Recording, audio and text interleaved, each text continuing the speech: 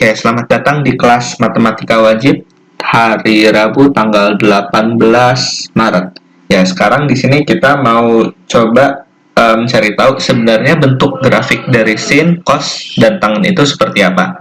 Nah, teman-teman bisa klik keyword ini ya, ketik keywordnya ini decimal sign in degree di Google. Lalu setelah muncul nanti pilih yang trig graphs, yang ini. Yang ketiga, klik kanan, open link in new tab. Nanti teman-teman secara biasanya itu langsung dimunculkan inilah bentuk grafik fungsi sin ya, grafik fungsi sinus dari sudutnya kita lihat di sini 0 sampai 360 derajat ya ujungnya. Jadi bentuk umum fungsi sinus kayak gini, yaitu ada satu puncak lalu ada satu lembah. Itu kalau misalnya satu periode 0 sampai 360 derajat. Nanti kalau misalnya selanjutnya ya seperti itu lagi, kayak gini. Nah, ada puncak, ada lembah lagi. Terus ada puncak, ada lembah lagi. Begitu seterusnya. Nah, fungsi ini sebenarnya bisa kalian gambar nggak pakai ya aplikasi ini juga. Caranya gimana? Nah, kita menerapkan cara perhitungan fungsi sinus kayak kemarin. Misalnya sin 0 berapa hasilnya? 0 kan? Makanya di sini dia X-nya 0, Y-nya 0. Jadi hasil dari sinus itu yang akan menjadi nilai titik Y-nya. Kalau sin 30 berapa? Sin 30 setengah ya. Coba kita lihat di sini. Oh, 30 derajat di sini. Kita naikin ke atas di mana garis merahnya. Oh, di sini. Dia itu tulisannya 0,5. Berarti ya benar juga kan? Karena sin 30 derajat itu sama dengan setengah atau 0,5.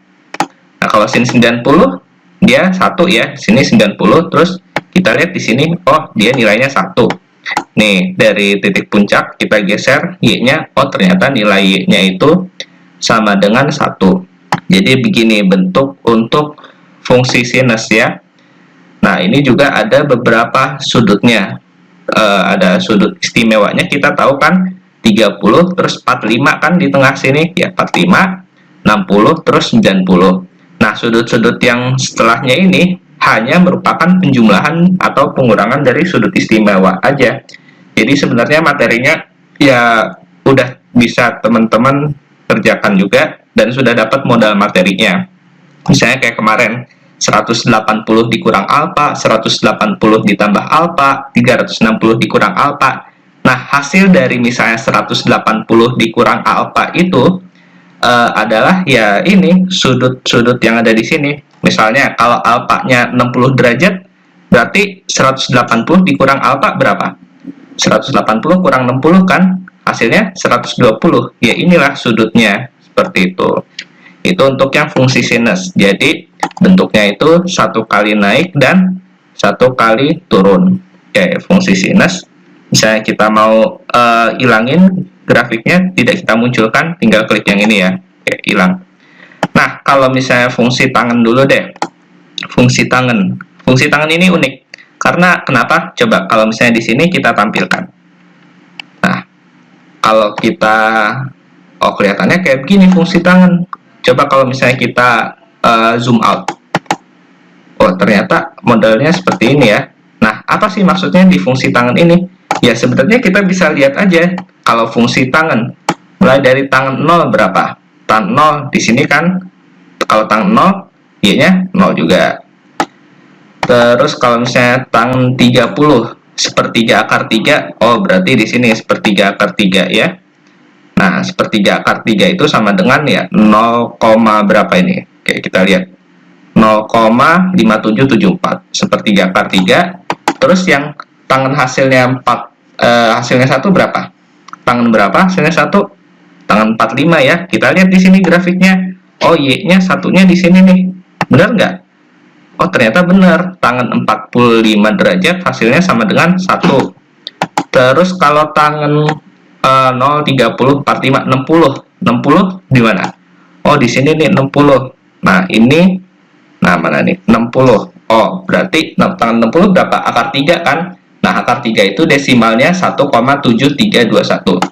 Nah, pertanyaannya, ini kenapa bentuknya nggak kayak tadi? Kenapa nggak ada naik turunnya? Ya, karena kita ingat aja, tangan 90 berapa? tak terdefinisi kan? Tangan 90 tak terdefinisi. Makanya kalau misalnya kita lihat di sini 90 derajat, terus kita naikin ke atas, nah dia tuh nggak ketemu-temu garisnya, ya kan? Tidak pernah berpotongan dengan sumbu yang 90 derajat ini. Makanya kalau bentuk grafiknya untuk tangan, misalnya dari 0 sampai 360 derajat, ya seperti ini aja, gitu. Terus apa lagi? Oke, ya modalnya seperti itu ya. Kalau misalnya untuk fungsi tangan, teman-teman bisa cek ya, misalnya tangan untuk sudut-sudut yang ada di sini nih 210 derajat, bener nggak hasilnya 0,577? Metodenya sama kayak kemarin, apakah itu 180 kurang alfa atau 180 plus alfa? Ya lihat lagi kan, ini 210 derajat di kuadran berapa. Oke, itu pengenalannya dulu.